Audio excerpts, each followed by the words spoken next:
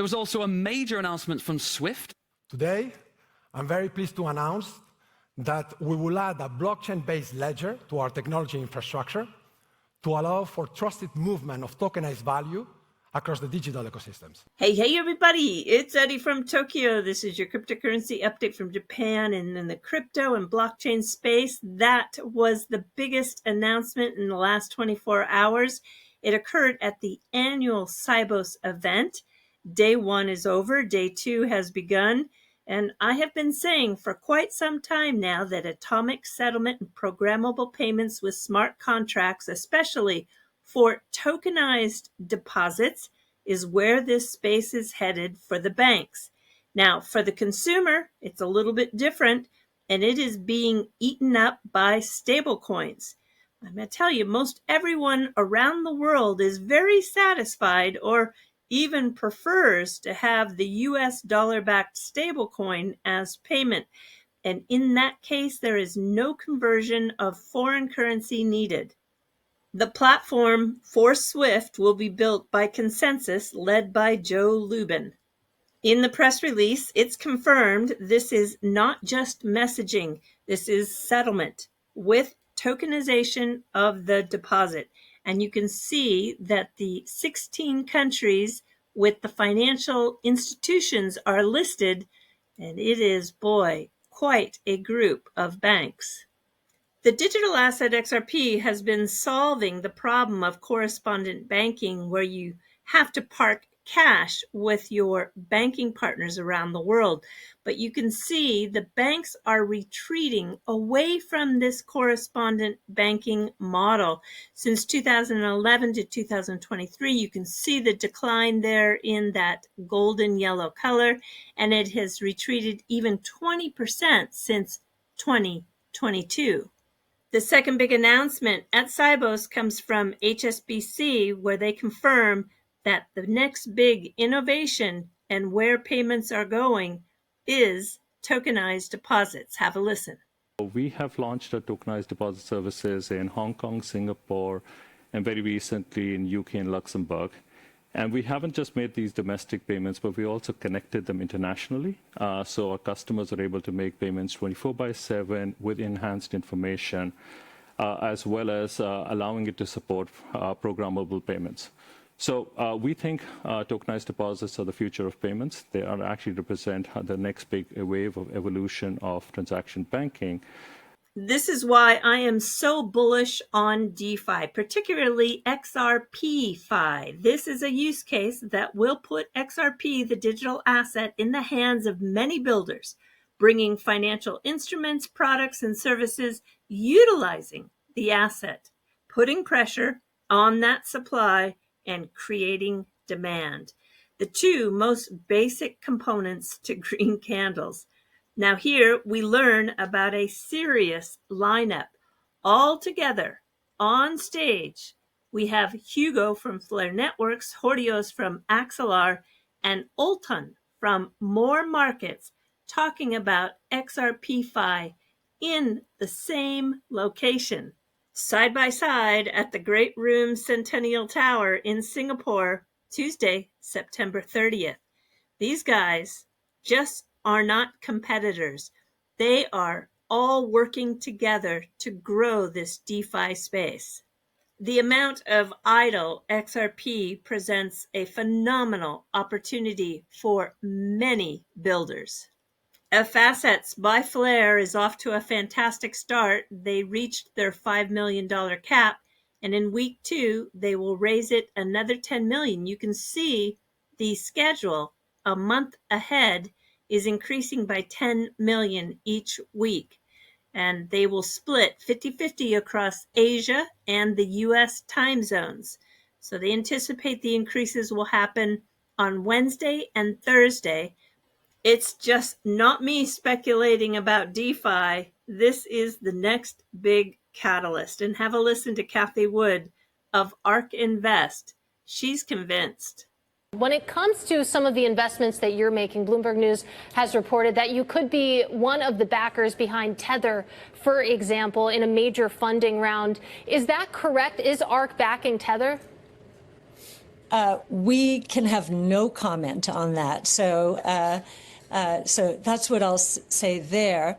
I will say you'll see that we have backed DATs and Circle. So we're very well exposed to this crypto cycle. We think stablecoins generally, and of course Tether and Circle have 90% of the stablecoin market now.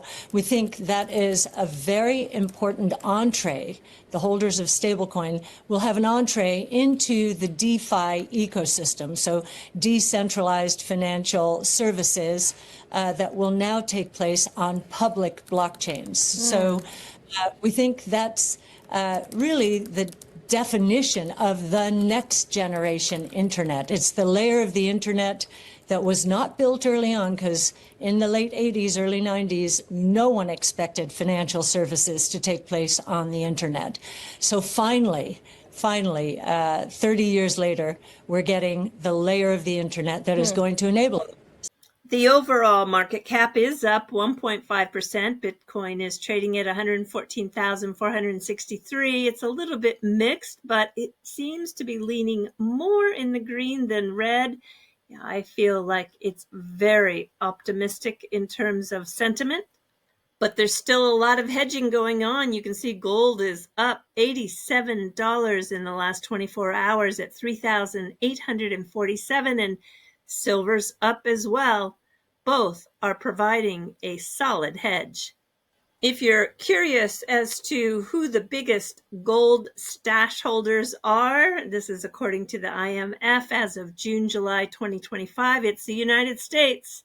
Yes, in terms of reserves in tons, the United States is way out ahead, followed by Germany, Italy, France, Russia, China, Switzerland, India, Japan, and Turkey. And Cramer today on CNBC even said that he believes crypto is a hedge.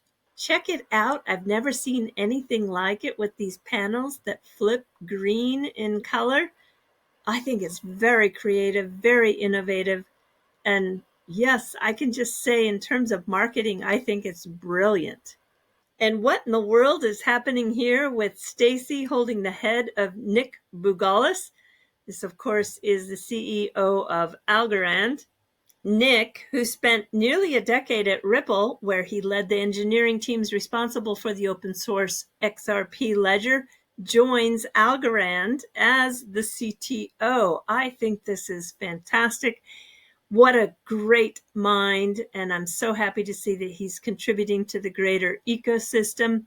He holds 3 patents in cryptography, and he's going to support Algorand's position as the blockchain of choice for U.S. enterprises and institutions who seek secure, compliant, and scalable infrastructure. I wish him the very best. I met him in person in 2019. I tried to find my photo, but I just can't find it today.